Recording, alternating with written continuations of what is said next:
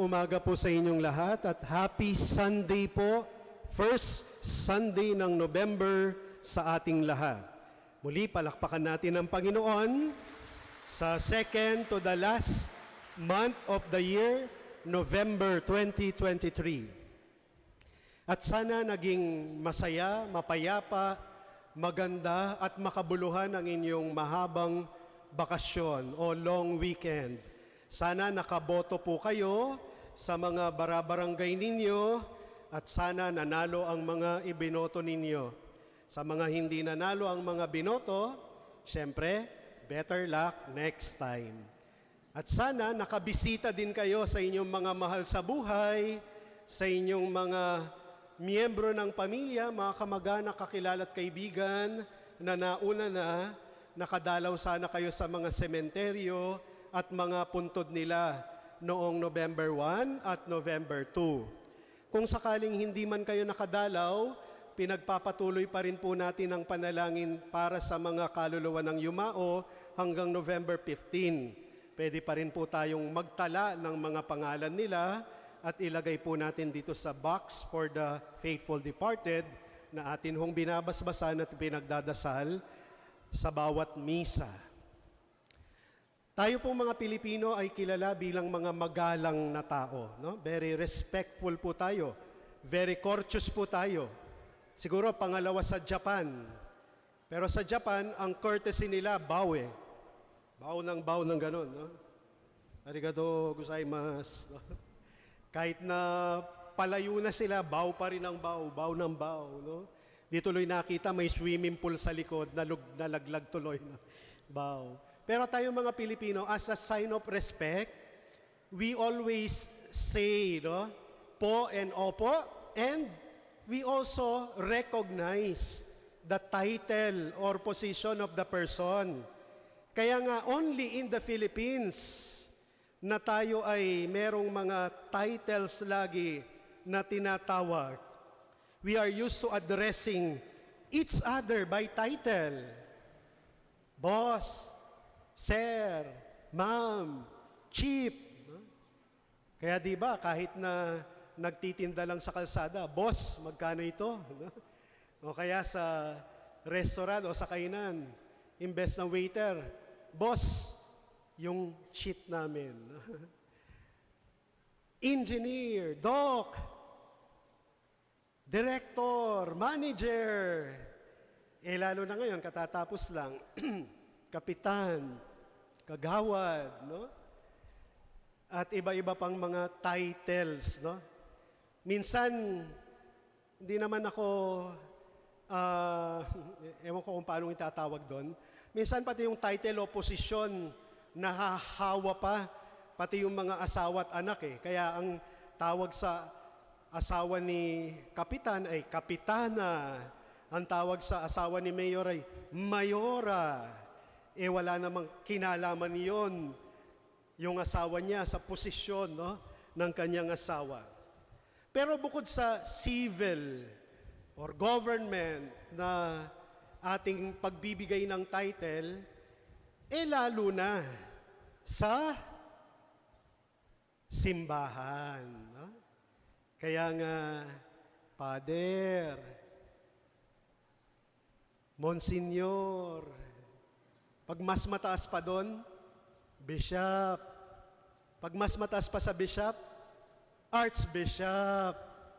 Pag mas mataas pa sa Archbishop, Cardinal. Ang tawag natin, Your Eminence. No? Ang kanyang kabunyian. No? At kapag mas mataas pa sa Cardinal, Pope na yon. His Holiness. No? His Holiness, our Holy Father. So even in the church, we have titles. At ito yung parang aral ng ating ebanghelyo ngayon eh, ang turo ni Jesus, na sana yung mga titles, positions, authority ay hindi maging daan para yung mga nakaupo ay maging entitled. Kasi ang ikinagagalit ni Jesus, Yung mga may titles, they feel entitled, no? Titles can sometimes make us feel entitled, no? Kaya nga, di ba, may mga nangyayari sa ating society kapag hindi na-recognize yung title o kapag merong simpleng altercation lang sa traffic. Naalala nyo yung, kilala mo ba ako? Kilala mo ba ako? Yan, ganon. Kasi yung title umakyat sa ulo, umakyat sa bumbunan, umakyat sa utak.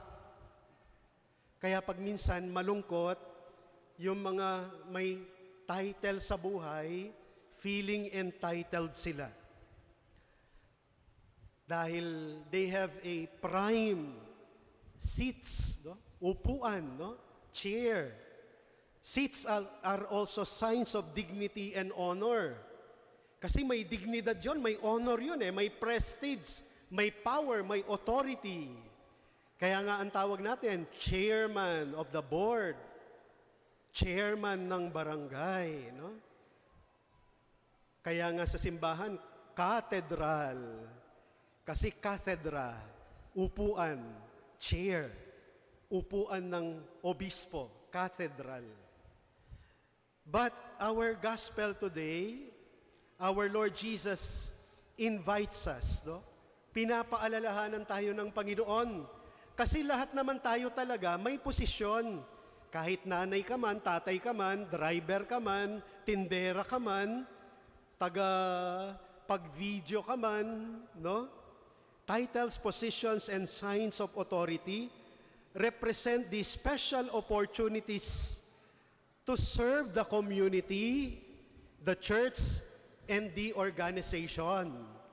Kaya kung siguro, itatranslate natin yung sinasabi ni Jesus sa isang simpleng paraan na ginagamit ng mga teacher nung mga bata tayo, di ba?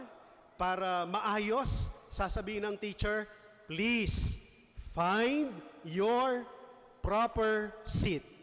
Yan, no? Proper seat. Tamang upuan, tamang pwesto, tamang kalalagyan. Meron daw isang teacher, nag-experiment. Kasi yung mga estudyante niya na elementary, yung mga upuan nila, may mga pangalan naman na. Kaya kapag sinabi ng teacher, please go to your proper seats, no? Agad-agad, maaayos yun. Alam na nila yung uupuan nila. Pero isang umaga, nag-experiment siya. Dumating siya ng maaga sa classroom at yung mga upuan ng estudyante niya, pinagmekos-mekos niya. No? Mekos-mekos, pinagalo-halo niya, pinaghiwa-hiwalay niya, biniligtad niya yung iba, nilayo niya yung iba. No? Kaya gulong-gulo. Tapos nung dumating yung mga estudyante niya, sabi niya, dyan muna kayo sa labas, pag binuksan ko yung pinto, meron lang kayong 1 minute. 60 seconds to find your proper chair, proper seat. At kapag naayos ninyo, nakita ninyo ng mabilis at maayos ang upuan niyo, bibigyan ko kayo ng donuts lahat sa recess. No? Kaya sabi niya, okay, are you ready? Sabi ng mga estudyante, yes, ma'am, we're ready.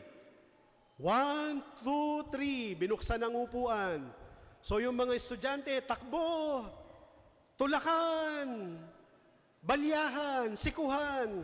Pag hindi nila upuan yung nahanap nila, ibabato nila, ilalayo nila.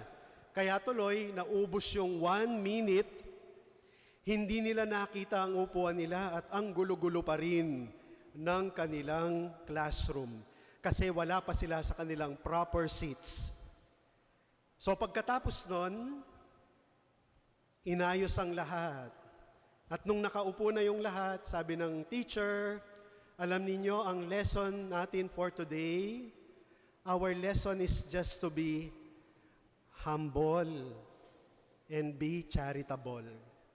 Kasi alam ninyo, kung nakita na ninyo yung pangalan ng kaklase ninyo, nakilala na ninyo at alam ninyo kung saan siya nakatayo, sana at dapat kinuha na ninyo at sinabi ninyong, heto ang upuan mo. Here is your chair. Please sit. Hanapin ko yung sa akin. At meron din ako. Kaya lang pag minsan ang buhay ganun magulo at hindi maayos kasi nagbabalyahan, nagsisikuhan, nag-uunahan para sa upuan. Minsan, meron pang nagpapatayan dahil sa pag-aagawan sa upuan because they feel entitled to have that chair. Kaya ito ho ang paanyaya at paalala sa atin, mga minamahal na kapatid, to find our proper seat. And if we are seated in our chair or upuan, sa anumang title, position, or sign of authority that you represent, even as a parent, take this opportunity to serve your family, the community, the church, or the organization where you belong. Para sa simpleng pag-alaala lang ng aral ni Jesus, tandaan natin ang salitang seat o chair, no? S-E-A-T. Hindi ho yung verb na sit na S-I-T. S-E-A-T, no? Kapag tayo ay nasa tamang upuan, ito dapat ang ating tamang gawin, no? Una, letter S, we are given this opportunity to serve the least and those who do not have influence. Ibinigay ito na pagkakataon sa atin para makapaglingkod sa mga walang lakas, walang impluensya. Kaya nga ang sabi ng Panginoon, use your seat of honor para yung mga taong nakatayo o nakadapa ay makaupo, mabigyan ng pahinga yung mga taong walang lugar. We can share our seat or our share so that people who do not have place can rest and can sit for a while. And perhaps you can talk also. Kaya nga, ang ganda ng kultura natin ng jeepney Napansin nyo yon? Sa jeep, kahit na pangwaluhan lang, ginagawang 10. Pag minsan, pang 12 pa nga Kaya nga pag minsan nakakainis, halos yung puwit mo malaglag na, kalahati lang yung nakaupo, pero ang babayaran mo buo, no? Tapos meron pang sasakay na medyo walang pakialam, nakaside, nakabukaka, no? Kaya tuloy hindi magkasya. Kasi merong mga hindi marunong mag-share. So yun ang una. Letter S, serve the least and those who do not have influence. If you are given that seat, that upuan. Pangalawa, sana ipagdasal natin, no, yung mga nanalo, lalong-lalo na ngayong nagdaang eleksyon. Letter E, eliminate personal gain and interest. No? Sana tanggalin, alisin, bawasan ang mga personal na ganansya, personal na kickback, personal na kita, at minsan nawawalan na tuloy yung mga kasama, no? So, ito yung kinamumuhian ni Jesus, no? Loving the seat of honor in the synagogues. Loving the seat of honor in the synagogues is not really a Christian way. Yung masyadong pagmamahal sa upuan na para sa sarili lamang ay hindi makakrisyanong paraan.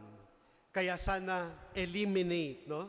Personal gain and interest. Pangatlo, letter A, ito yung narinig natin sa letter ni St. Paul to the Thessalonians, no? Sabi ni San Pablo, mga kapatid, naging magiliw kami sa inyo tulad ng isang mapagkalingang ina sa kanyang mga anak, no? Letter A, magiliw. Affectionately caring for those who are under your care. Kaya nga nakakatuwa yung mga nasa taas na very affectionate sa mga mabababa sa kanila. Ganon din sa mga magulang. Yung mga anak, hindi naman nila pakikinggan yung magandang aral mo sa kanila, magandang sermon, magandang turo, oo, tama yung mga pinagsasasabi mo at totoo. Pero kapag hindi ka affectionate, hindi ka magiliw, hindi ka malambing, sabi nga ni San Pablo, parang nanay, isang inang mapagkalinga sa kanyang mga anak, no? We were gentle among you as a nursing mother cares for her children. Kaya nga, di ba, hindi natin nalilimutan yung mga, halimbawa, nasa poder, sa gobyerno man o sa simbahan, na magiliw, no? Minsan nga nakakatakot at nakakahiya na kapag ang comment ng mga tao ay, ang galing-galing mag-sermon ni Father. Pero ang sungit niyan, ang pangit ng ugali niyan ang takaw niyan no? Walang pasensya yan no? So wala din, no? Dapat affectionately caring for those who are under your care. Be more affectionate. Maging magiliw tayo. Kaya nga ang kanta ng ating bansa, Bayang Magiliw. No? Dapat ang mga Pilipino ay talagang magiliw o affectionate. At panghuli, letter T, this is an important task. No? Because the Lord trusts you. This is a serious responsibility so that you can be a guide to the weak, no? Gabay sa mga mahihina, to the little ones and the poor, and so that you can inspire hope in others or in them, no? Mahalagang yan responsibilidad na binigay ng Diyos. Kaya nga tinatawag tayong pinuno, punong barangay, punong guro, punong bayan. Kasi pinuno nga tayo ng pagmamahal ng Diyos, ng biyaya at grasya ng Diyos, para yung pagkapuno natin, maisalin natin sa mga kulang pa, sa mga wala pa. This is a task, a serious responsibility, so that we can guide the weak, the little ones, and the poor, and inspire hope in them. So mga minamahal na kapatid, sana may you find your proper seat. Kapag nakita mo na yung proper seat mo, remember, wag sana itong umakyat sa ulo natin. Your title should not make you feel entitled. How to beat that or how to avoid that? Letter S, serve the least and those who do not have influence. Eliminate personal gain and interest. Affectionately care for those who are under your care. And remember, your task is a serious responsibility to guide the weak, the little ones, and the poor so that they may inspire hope in them. Amen.